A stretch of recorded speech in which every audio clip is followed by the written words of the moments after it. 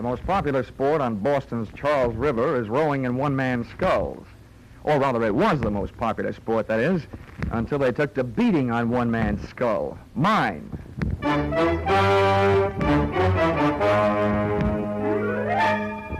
This is another in the adventures of America's fabulous freelance insurance investigator, Johnny Dollar. At insurance investigation, Johnny Dollar is only an expert. At making out his expense account, he's an absolute genius.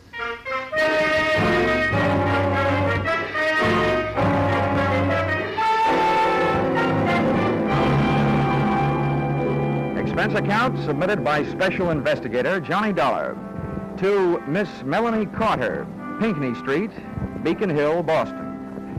The following is an accounting of my expenditures during assignment as your representative, investigating list of your relatives who might be interested in murdering you for your insurance, or who'd like to rock the old doll to sleep, or the unnice niece and the charming young rat who put the few in the word nephew. Expense account item 1, $5.98, airfare, Hartford to Boston. Item 2, $3 1/4, cab fare, Logan Airport to your residence on Beacon Hill.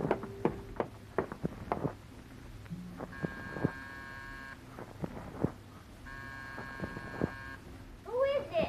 This is Mr. Dollar, the insurance man from Hartford. Good, good. Just a minute.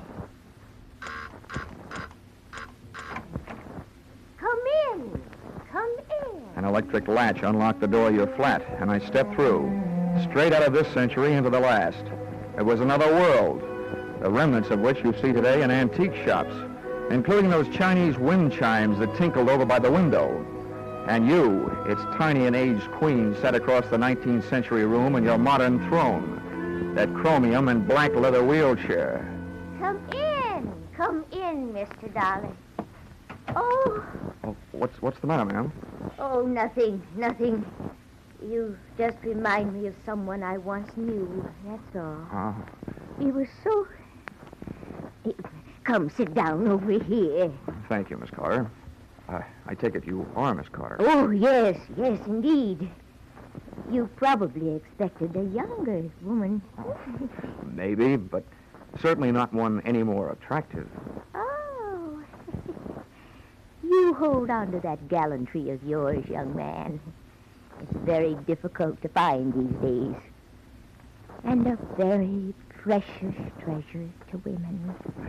Miss Carter, since you seem to know my name, I guess there's not much use in my telling you that I'm the investigator recommended by your insurance company, Royal Life. Oh, yes, they sent me a telegram saying you would be here. No telephone? No telephone. You see, Mr. Dollar, I was once a very happy young lady. Yesterday was very good to me. Today and tomorrow, who knows? And why take chances? What little life I have left, I want to enjoy. That is why I've sent for you. You mean somebody told you I was an early American insurance investigator? No, my dear. It's just that experience is such a good teacher. Mr. Dollar, many years ago, my husband was murdered for his insurance money by his very own brother. Would you hand me my smelling salts, please? Yes, certainly. There you are. Well, fate was very quick in passing judgment on the case, because the brother was killed by a runaway horse as he was leaving the scene of his terrible crime. I not only received my half of the insurance money, but also the half that would someday have gone to him. Oh, and now you feel that your life may be in danger for the same reason. Oh, well, whether my life is actually in danger is not the most important thing. It is my mind that is in danger. The beneficiaries to all of my insurance, and as the company may have told you, it is a lot of insurance, are my niece and my nephew, the children of that murderer. You see, I adopted them after their father's death. Oh, bad blood is bad blood, Mr. Dollar. And I want you to make sure that I am not engulfed by it. So, with the two names and addresses you gave me, Written in your precise copperplate handwriting, I set out to give the once-over lightly to the two people you were afraid might someday give you a once-over not so lightly. Move number 1, a quick trip up the financial pathways worn bare by credit bureaus, income tax investigators, and other types of snoops. I learned that thanks to your generosity, both your niece and your nephew had just enough to live graciously on, and thanks to your frugality, no more. Move number 2, a quick trip to Cambridge, the address of your nephew, Chalmers Carter, a stylish fire trap near Harvard Square. A maid let me in and summoned her mistress. Her entrance was announced by the jangling of a stack of bracelets and bangles running up her arm. So sorry to keep you waiting, darling. What was it you wanted? How do you do? Mrs. Carter? I am. Yes, I'm Crystal Carter. Of course. Oh, I say that's a beautiful suit you're wearing. Not Boston, I can tell. No, New York. $185, right off the racks. Mrs. Carter, the maid tells me your husband isn't at home. I know. He isn't? Well, when do you expect him back? He always calls me before he comes. Why? I want to talk to him. That's why. Business, you know, that old stuff. Oh, business. Who can have any fun business? Hmm? Who are you, anyway? Hmm? Sit down. I'm a guy who suddenly knows what the old-fashioned Iceman must have felt like. Huh? Oh. Who are you, I ask? Mrs. Carter, I am what is known in the investment business as a finder. My job is to find money for people who have bona fide projects, but who are short on cash, with which to develop them. Oh, that sounds like a lovely job. It is, when you find the money. You work on a percentage. Now, right now out in California, there's a little man who some time ago bought a lot of oil rights covering a big piece of property. It's right near Newhall, where there's been a lot of gushers coming in. He's got the property. I'm looking for the money with which to develop it. I hoped your husband would be interested. Oil? There's a lot of money in oil. Well, of course he's interested. I'll call him right away. Before you do, maybe I'd better tell you. What I'm looking for is a lot of money. So unless your husband has a lot available, it'll be no use. Well, he can get it. I'm sure he can get it. He's often told me all he needed was one big chance. Maybe this is it. I know where to reach him on the phone. Where can he reach you? The chance to make a lot of quick money melted the love light right out of Crystal Carter's eyes. And if anything, the money look that replaced it was even wilder. She moved fast. By the time I got back to my hotel, there was a message there telling me where I could find her husband, Chalmers. And her directions took me back into a taxi, back across the Charles River, and move number 3 to the Bayshore Trotting Club, a fancy little track where millionaires who like the smell of stables see how fast they can make horses trot. Chalmers Carter was up there among the rest, in spirit if not in prosperity, sitting in a low-flat grandstand watching the afternoon workouts, knowingly holding a stopwatch in his hand and keeping one eye on a blaze-faced filly who was kicking up the dust in the racing oval, and one ear on me. And as you may or may not know, Mr. Carter, the best thing about an oil investment, the first 27% of your income from it is tax-free. What? Say that again. That's right. The first 27%, tax-free. Dollar, just how much money do you need? About 120,000 should do it. 120,000, huh? All right, I'll see what I can do about it. What did you say about 120,000, Carter? George... When you get your hands on 120,000, Chalmers, don't forget the 500 you owe me. Move number 4, a quick trip back across the one more river I seem to have to cross, the Charles, to a pompous little apartment on Bay State Road, where I found your niece, Sophia. Very pretty, but very stuffy. Your proposition interests me. However, I would naturally first have to check everything very closely with my business advisors. Oh, naturally. This first visit is only to find out whether you are interested and whether you do have money immediately available. Immediately? Yes.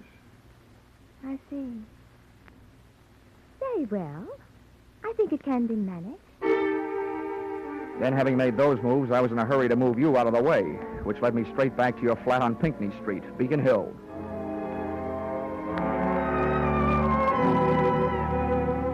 And there, once again, I bumped into what I've learned to expect in my racket, the unexpected. Your apartment door was slightly open. Your wheelchair was empty. And from outside, I saw you across the room, standing there, talking into something that earlier in the day you had very deliberately told me you didn't have. A telephone. Oh, Joseph, I'm so glad I was able to reach you. Now listen, I have another little job for you to do. I want you to come right over. Both of you. Yeah, you need Rocky, huh? You know where it is? No, this time it's somebody I have to get rid of. I took up a plant in the antique store across the street and waited for your visitors.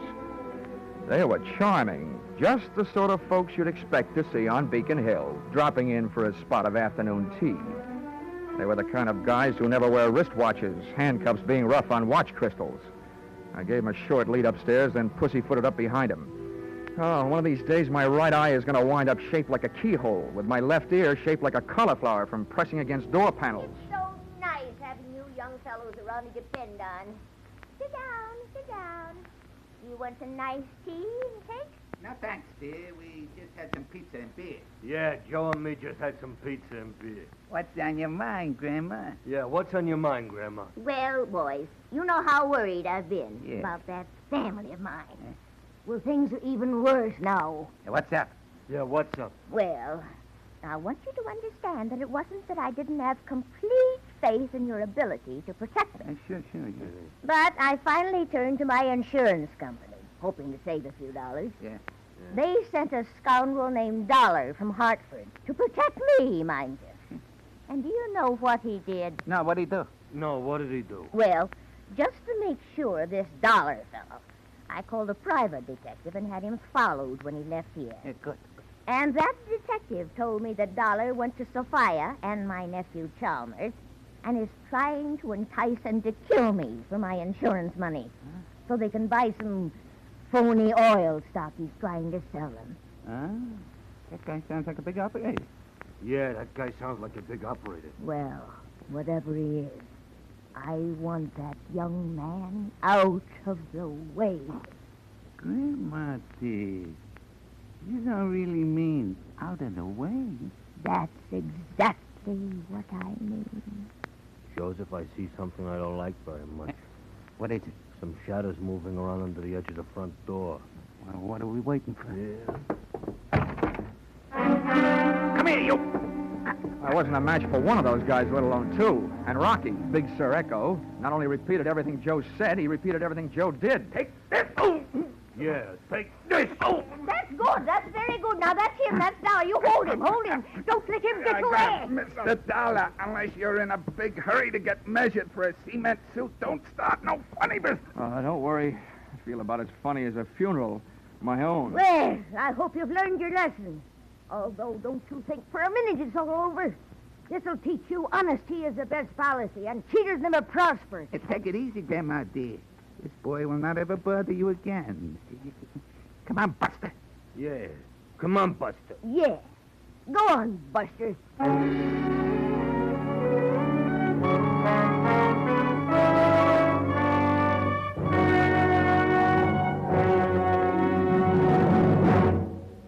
In just a moment, we will return to the second act of Johnny Dollar. But first, this fall, you hear them all on CBS, and you hear from the top mystery writers as well as top stars like Jack Benny, Bing Crosby, and the Lux Radio Theater luminaries.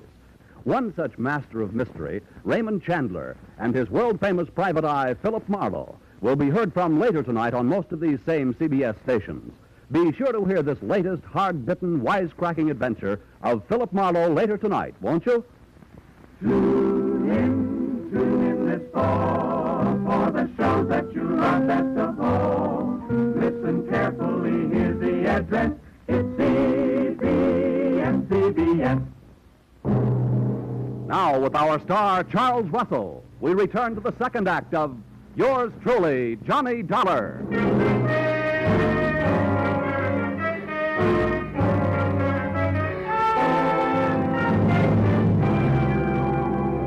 Usually, when people are taken for a ride, at least it's a free one. However, Joseph and his friend Rocky didn't feel that way.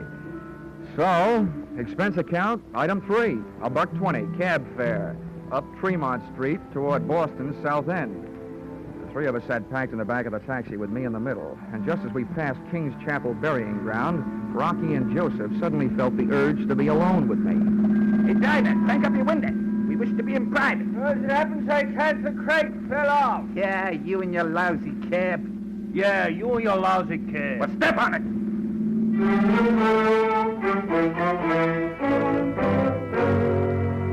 There were also things to step on in Joe's lousy hotel. Up in his room, they gave me the hot seat of honor on the edge of the bed, stood over me, one on each side, and issued me an invitation, but not to dance. We think you are a smart guy, Dollar, and we want a piece of your action. What are you talking about? Yeah, Joe, what are you talking about? Rocky, you just keep your muscles handy. I do the thinking and the talking. Okay, so go do it. Huh? What? Do it. Yeah. Let's see. Where was we? Oh, yeah. Like I was saying, Dollar, you got a good racket, and we want a piece of your action. Oh. Okay, Joe. What do you think my action is? Listen, buddy, I've been around hustlers all my life, so you ain't fooling me. You set up the old lady to get knocked off just like she said. In the meantime, you got all the people who will collect her insurance nice and ready to sell them some no-good oil stock. Yeah. Your hands are clean, except for a bush league swindle. The most you could get out of that is from 3 to 5 years, and that's the only chance you're taking. Joe, you're a genius. Huh? Well, let me ask you one thing, though. Why should I go to all that trouble? Why shouldn't I just sell my hot oil stock to the old lady in the first place and save all that extra trouble? That's where guys like you are smarter than guys like me. You got your reasons. You ain't kidding nobody. Huh? We like the way you operate. And we want in. I guess I've found myself a pair of partners. Good. Shake. Yeah, shake. No, one at a time. Joe? Rocky? Oh, I'm sorry. This is great. Yeah, Rocky and me have been taking Grandma for a few bucks now and then, protecting her from them squares she's afraid of. But I never thought it would turn into anything as big as this. Just out of curiosity, how'd you guys meet Grandma in the first place?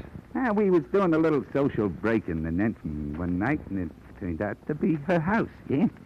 She got the drop on us. We seen her there in her wheelchair, pushed her into the bedroom, and went to work. Yeah, went to work. And the next thing we know, she's standing there pointing her old shotgun at us. What? You creep, that was no shotgun. What? What are you? It's a very historical musket. Oh. Stupid. She told me. Let's see, where was we? Anyway, that's how we met her. She made us a deal. She wouldn't call the cops if we'd done her a turn. Besides, she paid us for it. We ought to have a bottle sent up, yeah? What for? Well, all we got to do is wait till the nephew or the niece knock off their ante. Why not have a drink while we're waiting? Oh, whoa, now hold everything. That's not the way to do it. How come? Yeah, how come? Now, look, if we sit here, we blow a big chance. The chance to get rid of whoever murders the old doll. We see who do it. We turn them in. They're out of the way, and the insurance money goes to the other one. Then I go to work on them. Yeah. You see what I mean, Rocky? That's why guys like him has got more brains than guys like me. Yeah, more brains than guys like me, too. In spades. Okay, Dollar, what do we do?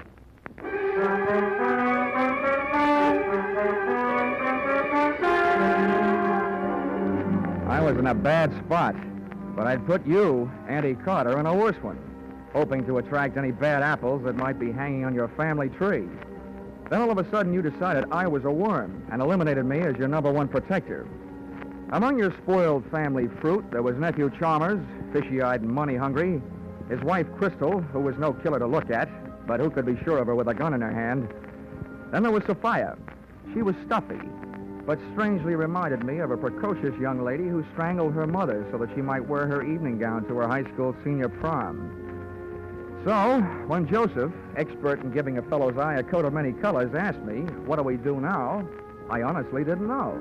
The best answer I could come up with was get back to where we could keep an eye on your address on Pinckney Street.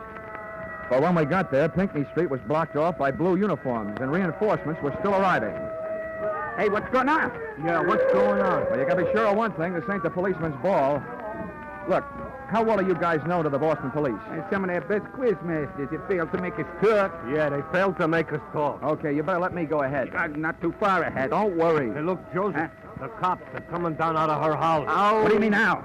Looks like the job is all done. Yeah, I'd better get up the hill and find out for sure. Don't forget, partner, we're watching. Don't worry. Keep moving, folks, with it. Just keep moving, mister. Hey, officer. Officer. Yeah. I'm Dollar of the Boston Globe. Ah. What's going on? Am I going to make the front page? Yeah, you might. Well, what's it all about? Some dame, a friend of the commissioner's, called for protection. Oh, I thought it was a murder. It is. By the time we get here, the dame up there is colder than Sunday morning beans. How do you like that? Hey, Dollar, when you're writing this story, my name is Fred Mosher. Huh? Oh, yeah, Fred Mosher. Yeah, I used to play basketball for the Boys Club of Boston.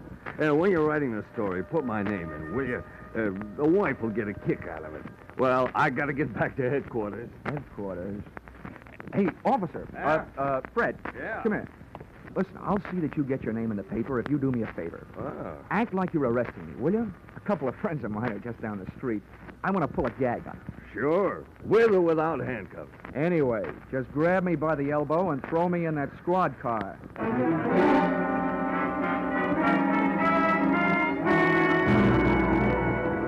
I could tell by the eyes of Joseph and Rocky that I had just successfully dissolved a partnership. At the corner of Arlington and Boylston, I swapped the patrol car for a cab. And, what do you know? I headed back across the Charles River to Cambridge.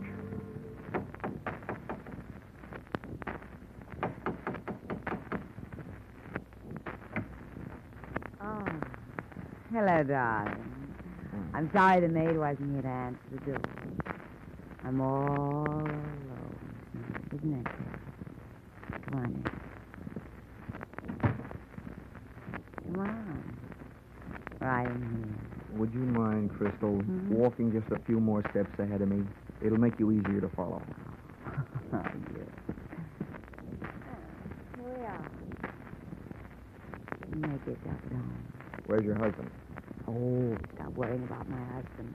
He had to go out for a while on business. I told you before, he always calls before he comes home. In case I wanted to bring something. How long has he been gone? I wish to stop worrying about you. Why don't you stop paying some attention to little Crystal? Wait a minute now. Stop. Get a grip on yourself. Watch it. No. Crystal, what are you up to? So. Oh, dear. Stop it. Stop it, I say. Oh, it's you, Dollar. A finder, huh? Just what are you trying to find? Now, wait a minute, Carter. Oh, Thomas, thank heavens you got here. He forced his way in. He's from New York. I am not. I'm from Hartford. It's only my suit that's from New York. Why, you despicable cad. I've a good notion to thrash you to within an inch of your life. I was certainly in no position to ask any questions around there, so I hit him a shot in the whiskers and left. And where do you think I went? Back across the Charles River to Bay State Road and Nice Sophia's pompous little apartments. Nobody answered, so I broke rule number 3 in the book of how not to get your head split open when nobody answers the door. Picked the burglar's friend type lock and went in. I thought at first I'd set off a new, polite kind of burglar alarm, but it was only a grandfather clock tolling out 10 p.m. as the moonlight boffed me smack in the kisser. First thing I saw out the window was my friend the Charles River, over which I'd made more crosses than the X-Man in a tic-tac-toe tournament. My tongue was as dry as that was wet. The second thing I saw, thanks to my fountain pen type flashlight, was an open drawer in a kidney-shaped desk. Sophia Carter was no housekeeper. The white paper lining inside it was dusty, except for the portion that held the vacant outline of a junior miss-sized revolver. Then the lights went on. Well, Mr. Dollar, you'll be to death of me yet. Auntie, what are you doing alive? Oh, you're surprised. You hoped I'd be dead, didn't you? Well, I'm not. I'm not, you see? Yeah, I sure do see. But you'll be dead if I pull this trigger. Honey, when I don't walk in on a man with a gun in his hand, it's a matter of courage. When I don't throw a flying tackle on a girl with a gun in her hand, it's a matter of etiquette. And when I don't get rough with an old lady holding a gun in her hand, it's a matter of knowing that at your age, your reflexes are gone. You can be taught kind of things. With me holding your gun hand straight up overhead, I hope nobody's at home upstairs. Here, give me that. Let me go! Let me go! Don't you kill me. Everybody's trying to kill me. Sophia was when she came to my flat this afternoon. Oh, which must mean that Sophia is the body in your flat tonight. The body I thought was yours. I know she was. She's been threatening to kill me for years. Now, what's that you've got in your other hand? No, you can't. Here, give it to me now. No, you can't. Come on. No. What I ripped out of her hand was a very old note, written on very old paper. Give me that. And reading it, what with the clawing, scratching 82-year-old woman tucked under one arm, it read like a voice from out of the past. That is mine. The voice of that 82-year-old woman's long-dead husband, Caleb Carter. To my beloved niece, Sophia, in these last remaining moments of consciousness, I tell you this. My wife, Melanie, has made repeated attempts upon my life. This time, I'm afraid she has succeeded. Also, crushing the life from your father, my brother, beneath the wheels of her carriage as he rushed to my rescue.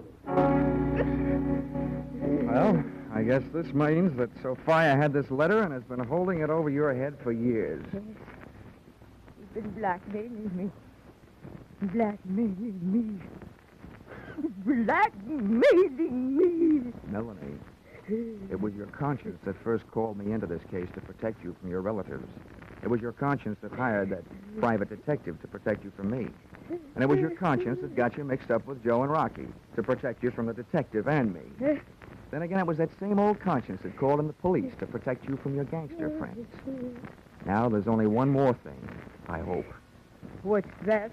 That same conscience will prevent you from making an undignified surrender. My arm. Thank you, young man. Your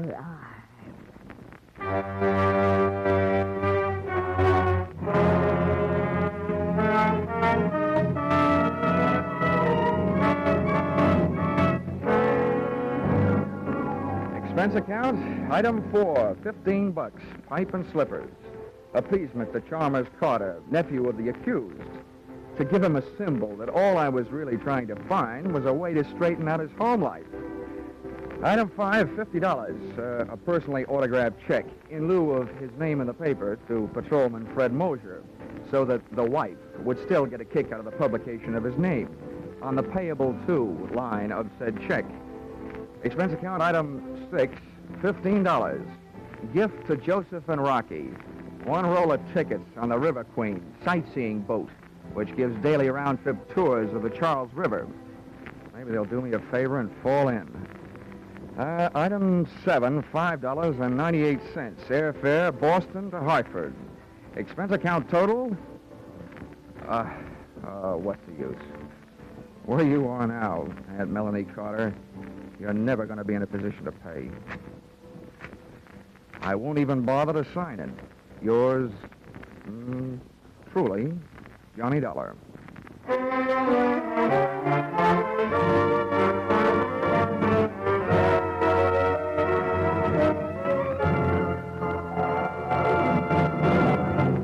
Yours truly, Johnny Dollar, is produced and directed by Gordon T. Hughes and stars Charles Russell. Script by Paul Dudley and Gil Dowd. Be sure to be with us at the same time next week when another unusual expense account is handed in by... Yours truly, Johnny Dollar. This is CBS, the Columbia Broadcasting System.